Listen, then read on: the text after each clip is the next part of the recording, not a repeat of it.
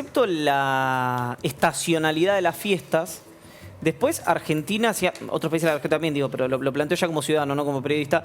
Yo recuerdo que a partir, ¿qué fue? De octubre, de noviembre, que Argentina empezó el descenso de casos hasta esta semana, hasta la semana pasada. Digamos, duró bastante esa ventana que íbamos a tener antes de la segunda ola, ¿no? Iván, recordá que también en el comienzo de lo que fue en las vacaciones de verano, hubo una alerta parecida a esta noche con respecto a tratar de sostener las vacaciones turísticas, sobre todo para la costa y para muchos lugares que venían sufriendo todo el año de la pandemia, y hubo un llamado también de atención. Si bien no se restringieron las vacaciones de lo que fue el verano en la República Argentina, hubo un llamado también en el inicio del verano que me hizo acordar al de hoy, ¿no? Esta cuestión de tenemos que seguir reforzando, queremos obviamente que el turismo en estos 4 días de la Pascua pueda funcionar en la Argentina también para recuperar capacidad económica, pero sin perder de vista que la curva viene ascendiendo y hay que volver a hacer un llamamiento a los cuidados y a los protocolos que vamos a tener que tener todas y todos, sobre todo en estos días. Comparto lo que dijo Pablo, creo que es muy importante entender que el gobierno, todo el gobierno,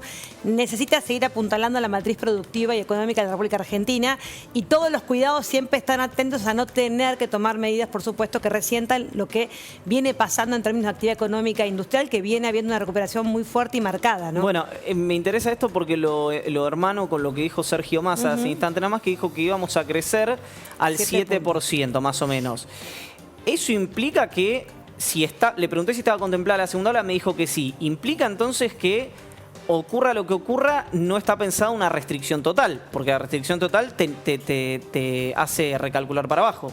Estamos convencidos, bueno, yo me baso en el presupuesto nacional, que es 5.5 de crecimiento. Sergio evidentemente es más optimista, yo soy más moderada, pero creo de verdad que todo el gabinete, fundamentalmente el equipo productivo y económico y el presidente de la Nación sabe, digamos, las dificultades que hemos atravesado el año pasado, y todas las medidas que se toman permanentemente buscan el equilibrio de poder contener y poner en valor el esfuerzo enorme que se ha hecho para tener un sistema sanitario que todo el tiempo pueda dar respuestas, pero al mismo tiempo somos conscientes que estos niveles de contagios obviamente ponen en jaque la posibilidad de lo que venimos con mucho esfuerzo sosteniendo, de ramas y sectores de la economía que han vuelto a la capacidad productiva prepandemia, y algunas ramas y sectores que todos sabemos que todavía ni siquiera han podido llegar a la instancia anterior al inicio de la pandemia en la República Argentina: el espectáculo, la cultura, la hotelería y los servicios turísticos, que en estos 4 días no pueden recuperar obviamente un año donde la actividad turística estuvo muy limitada, y recién ahora podemos en todo caso tratar de llevar alivio allí donde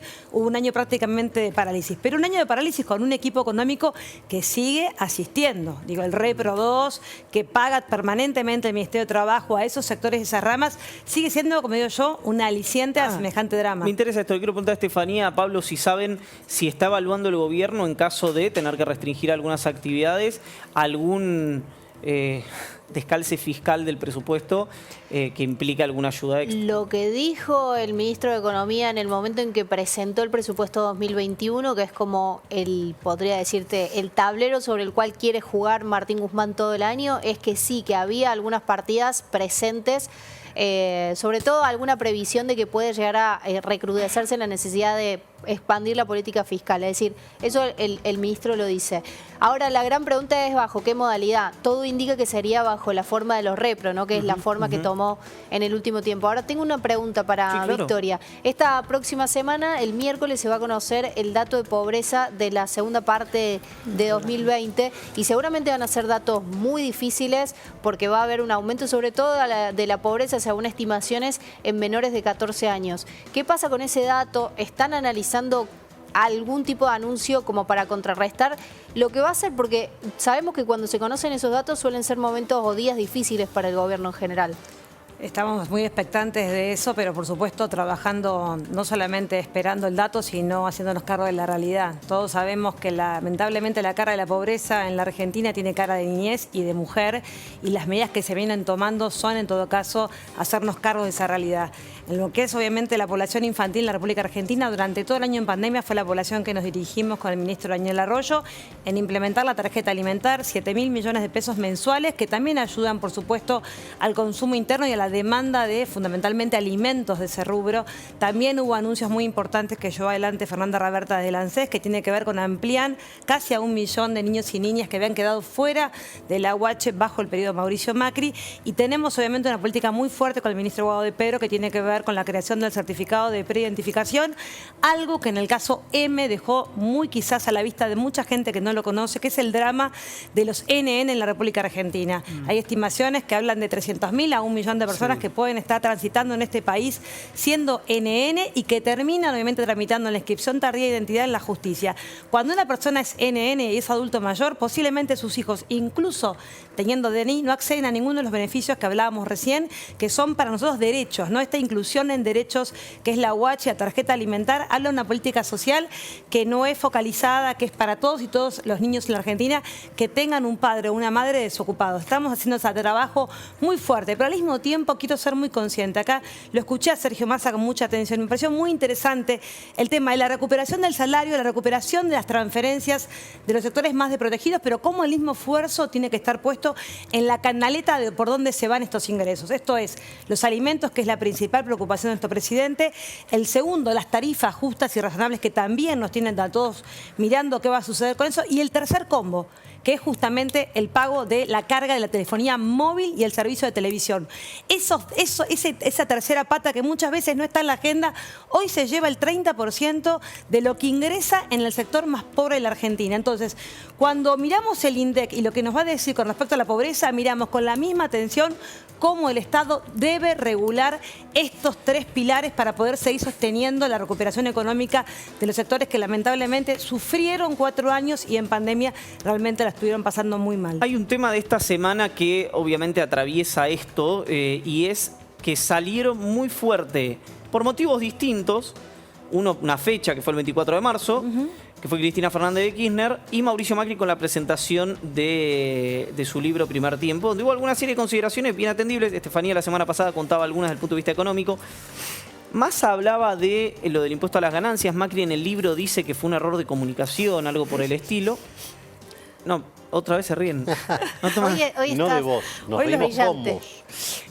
No voy a hablar más. Ivani, es breve. ¿Alguna consideración sobre esto de cómo fue recibido? Y la quiero escuchar a Victoria, de si está la posibilidad de esta de Cristina diciendo quiero hacer una mesa o tenemos que hacer una mesa transversal para abordar la economía bimonetaria, y Máximo Kirchner homologando eso ayer en su cierre de discurso en el Congreso de la República. Sí, me parece que es un poco, te iba a preguntar, iba a ir por ese lado. Hay algunos ejes donde, por lo menos a la hora de manifestarse, todos los sectores coinciden en luchar contra la pobreza. También era muy fácil para que el gobierno haya juntado, el gobierno, el oficialismo y la oposición, 241 votos para dar una buena noticia, como es el impuesto a la ganancia.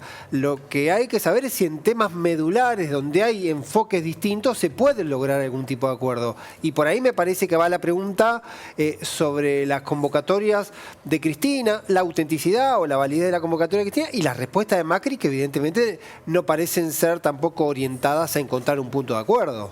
Yo creo que estamos en presencia de una oposición que claramente tiene divisiones internas muy claras y concretas. También llamó la atención el 24 de marzo Horacio Rodríguez Larreta, o sea, haciendo mención no solamente a la trágica fecha de la dictadura cívico-militar, sino contando en carne propia lo que había sido el secuestro de su padre.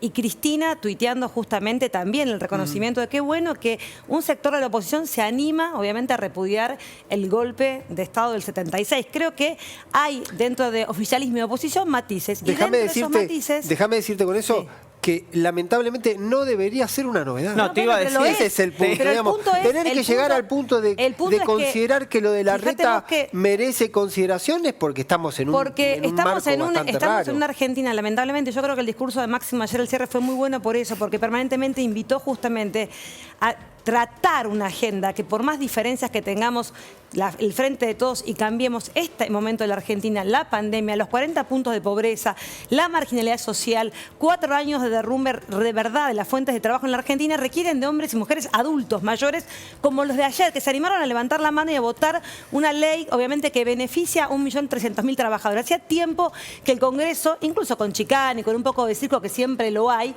puede obviamente debatir temas centrales de la Argentina. Creo que el tema central de la Argentina, lo dijo Cristina en ese discurso, lo dijo Máximo ayer, y lo repitió anoche nuestro presidente de la Nación, tiene que ver con el Fondo Monetario Internacional y la discusión de poder extender el plazo de esta deuda que tomó el gobierno de Mauricio Macri. ¿De qué manera nosotros que gobernamos hoy, pero también quienes tienen expectativas de gobernar la Argentina a partir del 2023, tienen que ayudarnos y tienen que ser parte de un acuerdo nacional para poder extender los plazos de esta tremenda mochila de 44.000 millones de dólares? Creo que esos son los temas y creo que ahí hay una fuerza opositora que quizás no le refleja Bullrich y Macri, pero creo que hombres de Cambiemos se están dando cuenta que no hay margen para la política para no resolver los problemas de fondo de la Argentina. Pero hay algo interesante que es, lo conversamos al comienzo, que es, bueno, perfecto, Larreta dice hay que sentarse o sugiere con gestos, Vidal con su silencio autocrítico, como dijo Massa, me pareció un hallazgo la figura histórica que utilizó Massa.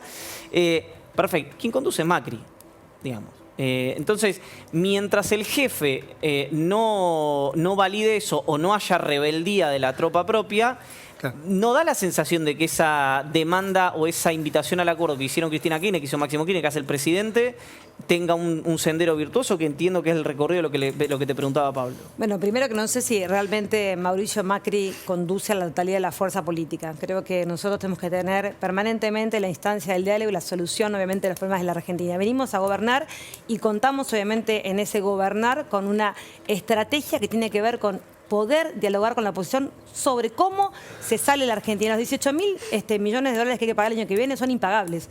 Nadie lo puede negar. Encima, la fuerza que tomó la deuda tiene que sentarse a dialogar y acompañar en un proyecto de ley esa extensión del plazo. Yo creo que ahí donde, y yo lo escucho a Larreta, escucho a Massot, escucho a Monzó, escucho a Frigerio y escucho a Macri y a Bullrich. En eso no hay una homogeneidad de criterios y de pensamiento. Aunque tengan claramente por momentos algunos acuerdos, sobre todo electorales. Creo que ahí también hay una posibilidad de acuerdo para poder salir de esta situación crítica que tiene la gente. Si no lo hacen, obviamente van a perder una posibilidad enorme que es seguir haciendo política para resolver los problemas a la gente, gobierne quien gobierne. Y creo que ahí hay un salto, obviamente, que la Argentina necesita después de esta crisis económica y social profunda en la que estamos atravesados todos y todos, producto de Macri, pero también de la pandemia, ¿no? Gracias, Victoria.